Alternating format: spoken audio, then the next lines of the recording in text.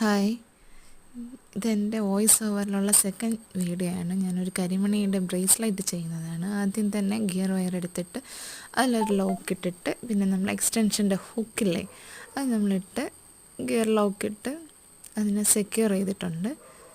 അതിന് ശേഷം സെക്യൂർ ചെയ്തിട്ട് പാടുപെട്ടു, അതാണ് നിങ്ങളത് കാണുന്നത്. അതിന് ശേഷം അതിലോട്ടൊരു സീറോ മണി ഗോൾഡ്, ഇത് ഗ്യാരൻറ്റീഡതാണ്.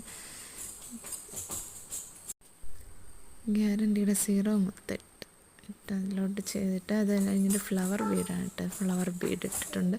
അതിനുശേഷം ഒരു കരിമണി മുത്ത്, ക്രിസ്റ്റൽ ബീഡ്സാണ്. അതിനുശേഷം വീണ്ടും ഒരു ഫ്ലവർ ബീഡ്, അതിന് വീണ്ടും കണ്ടിന്യൂ ചെയ്തിട്ടുണ്ട്.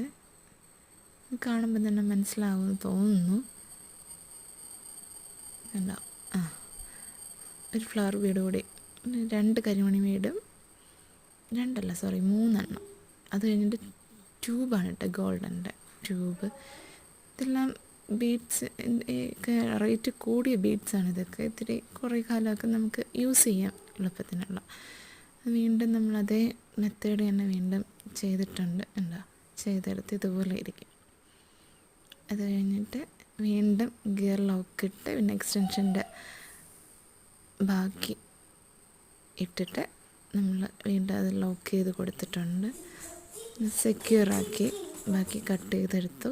അത് കഴിഞ്ഞിട്ട് പിന്നെ നമ്മൾ കരിമണിയുടെ എണ്ണം ബീഡ്സും ഫ്യൂസ് സ്റ്റാറും എടുത്തിട്ട് എക്സ്റ്റൻഷൻ്റെ ലാസ്റ്റ് നമുക്ക് മണി പോലെ ചെയ്ത് കൊടുത്തിട്ടുണ്ട്.